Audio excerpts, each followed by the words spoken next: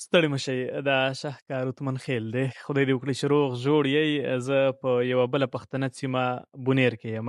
او تاسې ته د یاده وي چې زما په هره ولسوالۍ کې په هره پښتنه سیمه کې یو نه یو کور وي او هغه کور داسې چې زه یې خپل ګڼم. ستاسې ډېره زیاته مننه. زه خو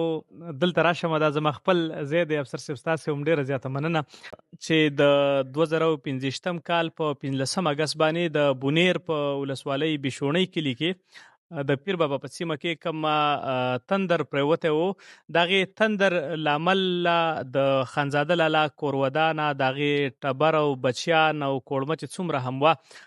د یو څو نه پرته هغه ټول په اوبو کې مړه شوي وو. د ټول نه لومړی ډاکټر صاحب ته په دې راځمه چې دغه څه چل شوی و. نوره خبره خو به خانزاده لالا کوي او بیا به افسر لالا راځمه، خو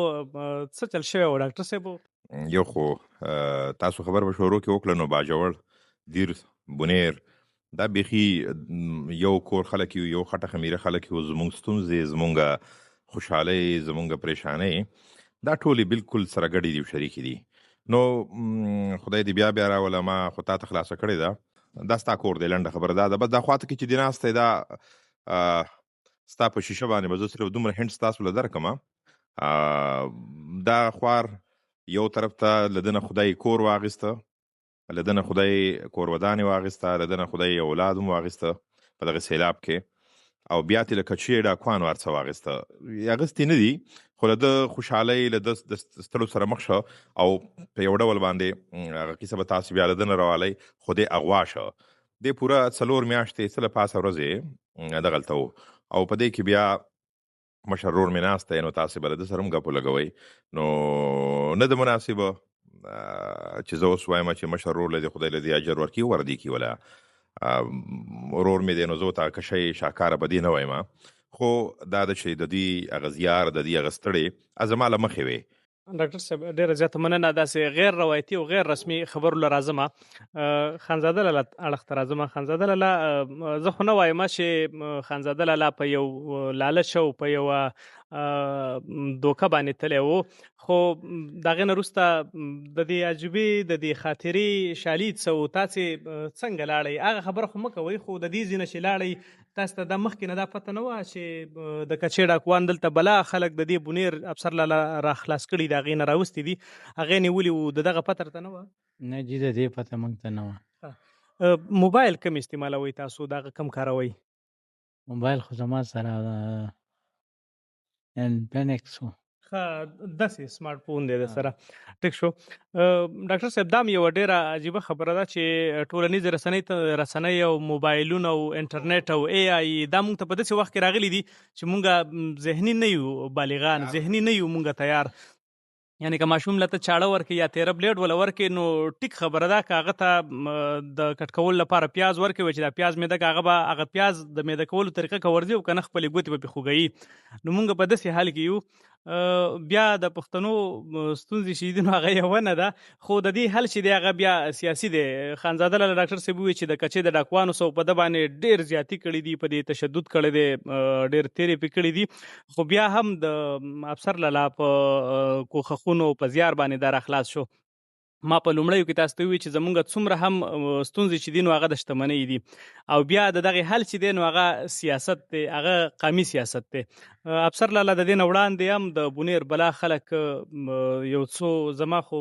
پوره شمېره نشم ویلی چې څومره دي، خو داسې خبر یما چې رازاد کړي دي، د هغوی د شکنجې نه یې راخلاص کړي او راوستي دي بونیر ته. افسر لالا ستاسې ډېره زیاته مننه.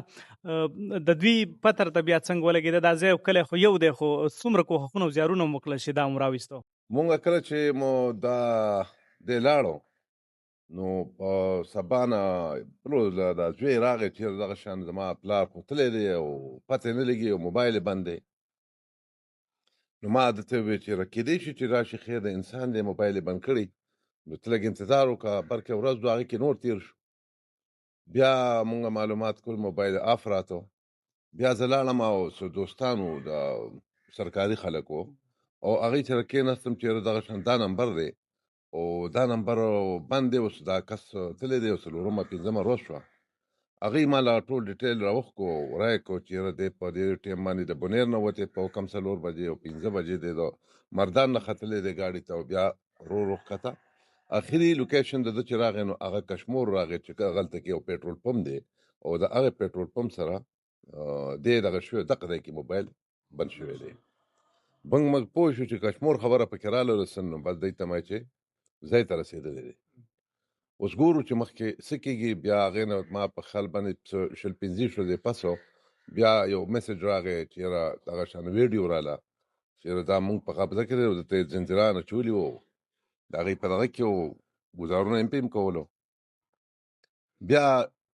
څه وخته پورې هغې خالي ویډیوګانې را لېږلې څه ډیمانډ یې نه کوو بیا څه ټایم پس هغې ډیمانډ شروع کړو مونږ لګیا خپل دلته کې پولیس ته مو رپورټ وکړو خپل علي ظالم هم کولې هلته کې یاران دوستانو سره رابطه کې نو بیا چې مونږ پوه شو چې اوس بل حل نه روځي بیا هغې کې هغې ډیمانډ وکړو چې 1 کروڑ روپۍ او 2 آیفون موبایل یې به مونږ له راوړی او کس به تاسو پوځئ هغې باندې مونږ وایو چې اوس 10 کروڑ روپۍ خو ټیک ته کو هغه دغه کې ورته میلاو شوي وې ځکه چې ټبر یې هغه شوي وو شهید شوي وو بچی وو شهید شوي وو نو هغه پیسې ورته میلاو شوي خو هغه باندې بیا د ځمکه اخیستې وه نو هغه ځمکه چې نو کاغذونه هم درسره وو هغې ته مونږ وایو چې هغې ته دا هم پته وه چې د ځمکه اخیستې دا یې خرڅه کوي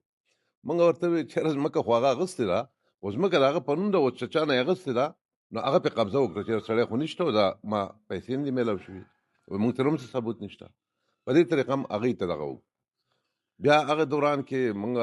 ایمل خان له لاړو ایمل خان ته مو وویل چېره دغه شان دا دغه شوی دی او کس ډېر زیات غریب دی او بل دا چې ماشومان د ده څلور لورانې دي نورې هغه ډېرې ماشومانې دي یو یې دغه زوی دی نو دی چې به راغله نو هر وخت ماشومان به هم ژړل او دغه به و کور کې نو هغه کور زنانه مو خبرې وکړې چې یاره تاسو لږ کوشش وکړئ نو تاسو ته څه پته چې ډاکوانو ته موږ څنګه ورسو نو هغه بیا ایمل خان ته چې کله مونږ خبر وکړه نو هغې بیا د بلاول بټو صاحب سره رابطه وکړه او هغې ته یې وویل چې یاره د سن حکومت باندې څومره زور چې تاسو راولئ خو چې دا کس دغه کوي نو بس دا زمونږ بدقسمتي راځي چې پښتانه کله د کچې ډاکوان به یې دغه کوي او کله د پخې ډاکوانو او د یو ډېر لوی مصیبت سره مخ یو د پښتنو استحصال کېږي دا زموږ بدقسمتي ده خو برکې په هغه خدای فضل وکړو خانزاده دا زما په خیال نن درېیمه ورځ ده غالبا چې دی بیا مونږ سره د راتلو نه 2 ورځې مخکې رابطه وشوه چېرې تاسو داسې وکړئ چې مونږ ته دا لږ در پرېږدو نو مونږ به بیا پیسې وروسته راولېږئ او وروسته به درلېږو نو هغې باندې بیا دوی سره مونږ دغه وکړو زور هم پسې و ځکه چې ده ته هم پته لګېده چې سړو باندې لږ دبه پرشر و نو خدای فضل وکړو دی راغې او هلته نو چې راته بیا نو ډېر په مصیبت سره په تکلیف سره دی را رسېدلی دی هغه کهاني خو به دی خپله باندې وکړي خو زه بلکې ستاسو د دې شیشې په ذریعه باندې ټولو پښتنو ته یو اپیل او درخواست ضرور کوم چې موږ سره همیشه لپاره دروغ ویلی شوي دي دوکې شوي دي دړکې شوي دي نور کم از کم زه ټولو پښتنو ته دا اپیل کوم چې خدای ته وګورئ که څوک ترله دا لالچ درکړي چې یاره ګاډی را سره ولاړ دی او هغه د 100 لک روپو دی خو زما ضرورت دی او ضرورت په بنیاد زه په 10 لک روپۍ خرڅوم زموږ ډېر خلک په دې نوم باندې ملاړو د بنیر خلک هم په دې نوم تللی دی یا دغه شان مطلب دا دی چې د زنانه په اواز باندې خبرې وشي او هغه دغه وشي چې یاره مطلب دا دی واده کوم او دا هغه دغه کې راولي پښتانه نو هغه باندې ډېر خلک هلته هغې بوځي او بیا د هغې چې کوم ظلمونه او کوم تکلیفونه او کوم اذیت ورکوي نو هغه زما په خیال د برداشت نه نو ټولو ته دا اپیل ضرور کوم چې خدای ته وګورئ په دغه لالچونو کې کم از کم مه راځئ که فرض که مثال په توګه ګاډي هلی ځان له دلته په خپله علاقه کې اورګلي کې هلی که واده کوئ په خپل کور کلي کې کوئ او حکومت ته هم دا اپیل او درخواست ضرور کوم چې دغلته کې دا د کچې ډاکوان دي او که دغلته د پخې ډاکوان دي ځکه چې ما هلته کې د خلکو سره رابطې وشوې نو هغه وایي چې دلته کې څومره خلک ګرځي دا ټول ډاکوان دي بس هغه سړی ګوري ورغوا کوي نو حکومت ته مې دا اپیل دی درخواست دی چې مونږ خو مطلب د خدای فضل اوس هغه پاکستان هغه قوت دی چې هندوستان یې دا د په 4 ورځ باندې خاموش کړو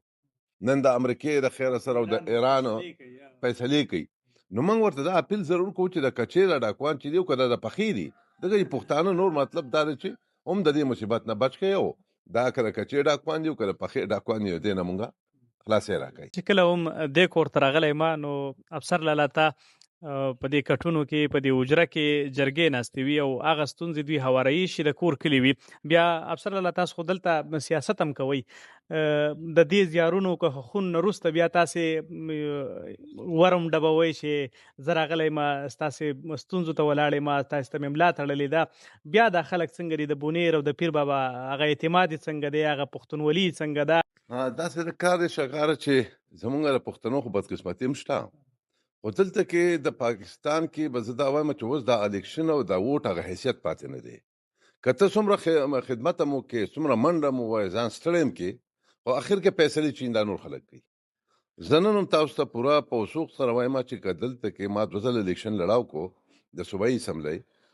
په 2018 کې او په 2024 کې،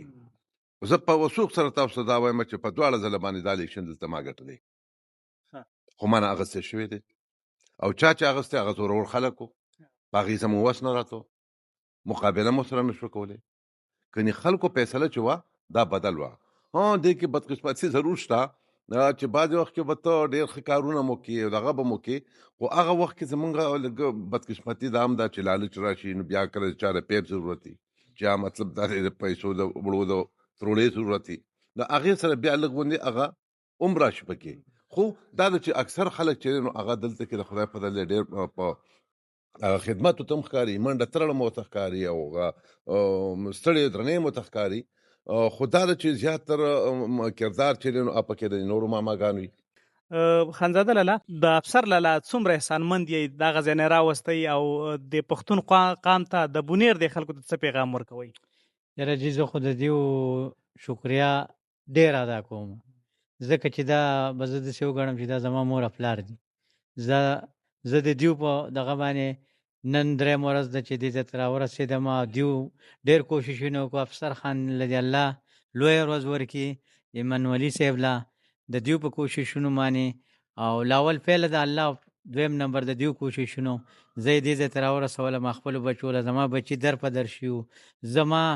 زه په خپله ډېر ذلیله شوی وم، د کچیر ډاکوانو د لاسه ډېر انتهایي ذلیله شوی وم. لکه د ځان نه مې زه به دا ووایم چې تمه مې قطع شوې، ما وویل چې زه به ژوندی یم او زه به د خپل کلي کوڅې یا د خپل بچي دا واړه ماشومان دا به بیا وینم،